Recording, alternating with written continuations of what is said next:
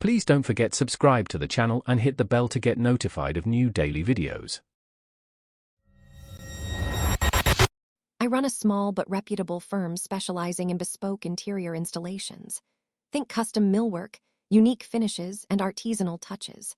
My latest challenge was a grand estate owned by a notoriously demanding socialite, Isabella. Her new conservatory wing was to be a marvel, a true showcase of my craft.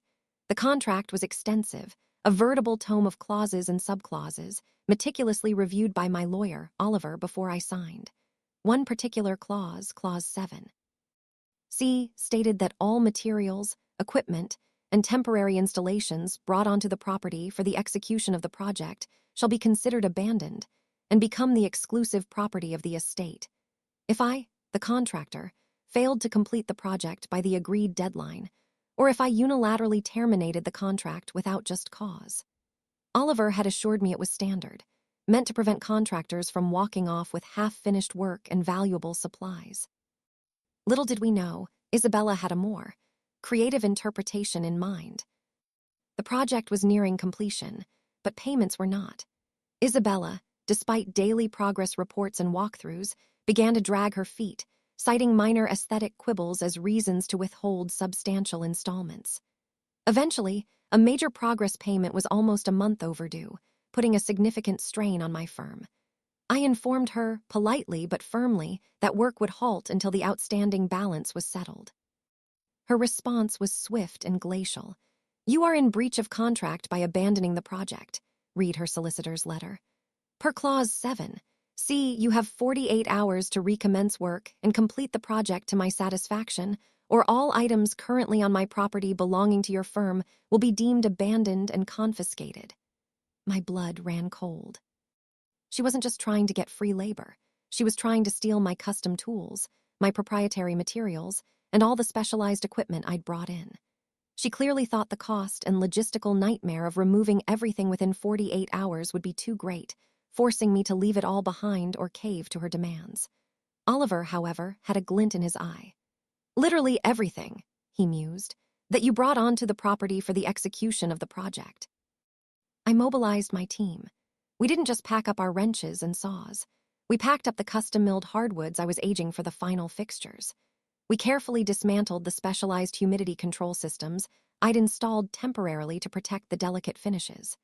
We even removed the bespoke, insulated subflooring I'd laid down to create a perfectly level, temperature-controlled workspace, revealing Isabella's original, uneven concrete slab beneath.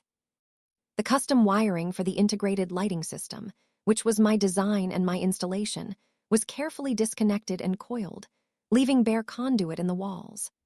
Every single custom fastener, every decorative panel made from my materials for her walls, every temporary scaffold, every drop cloth, every single thing I had brought onto her precious estate, save for the original structure itself, was systematically removed.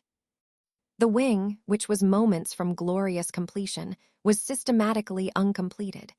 We left a perfectly clean shell, but a shell nonetheless. Isabella, of course, was livid.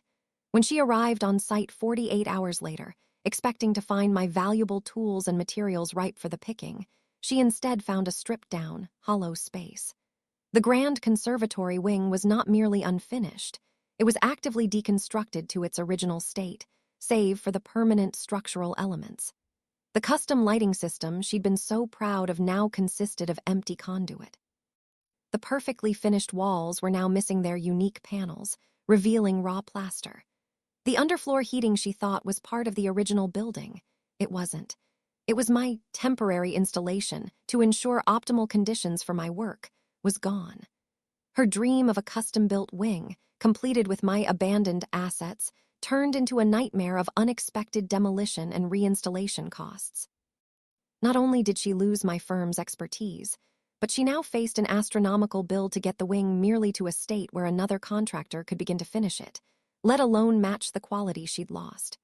My final invoice, hand-delivered by Oliver, included a detailed log of every single item removed, each tied back to Clause 7. See, I heard later she tried to sue, but Oliver had made sure our compliance was, ironically, utterly impeccable. Some rules are meant to be interpreted, others, literally, Be careful what you try to take for granted. If you enjoyed this video, please hit the thumbs up button to like it. And please do subscribe to support the channel.